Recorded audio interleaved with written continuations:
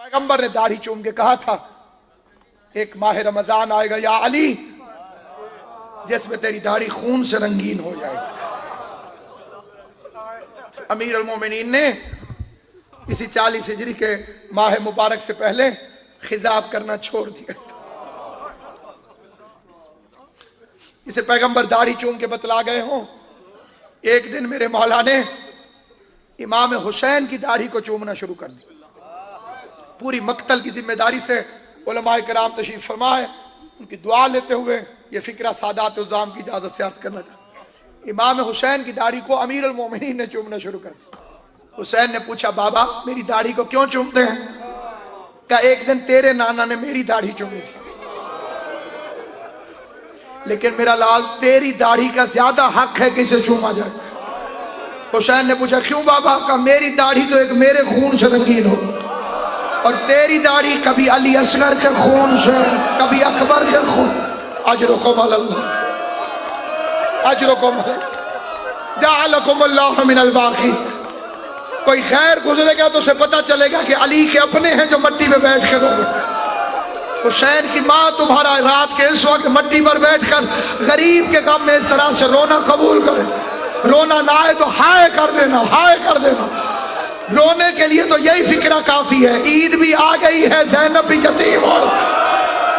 ईद वाले दिन बीबी ज़ैनब ने रो के कहा था, बाबा मुसलमान एक दूसरे से ईद मिल रहे और मेरे हसन हुसैन के सरों पर इमामा भी नहीं।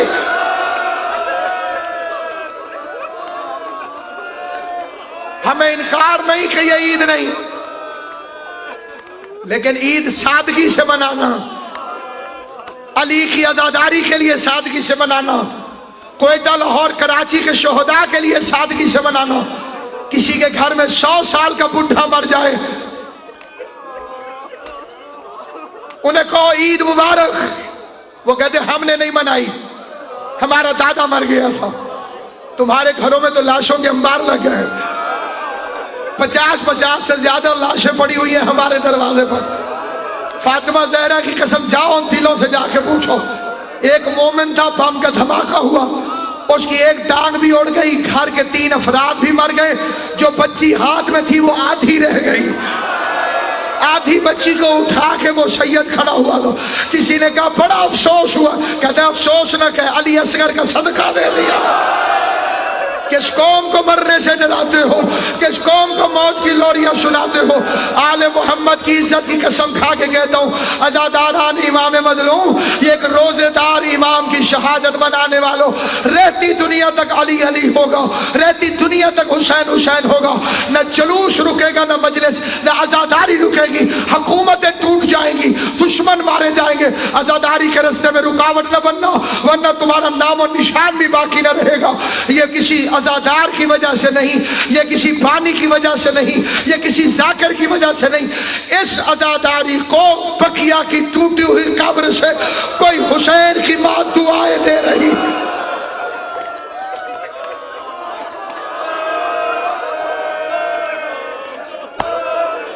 ये दुआए फातिमा है, ये आरज़ू सैयदा है। और मैं यहाँ पर एक फिक्र अर्ज करूँ। औरतों ने आके कहा, या अमीर अल मोमिनीन, हमने सुना है कि आपने इरशाद फरमाया कि हर चीज की कोई ना कोई बहार है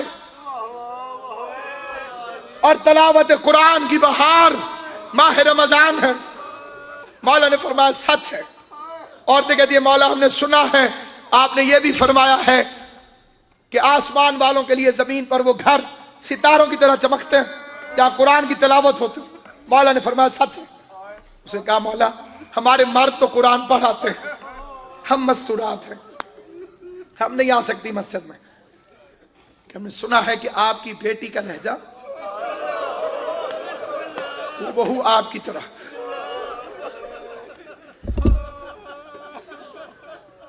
अली की आवाज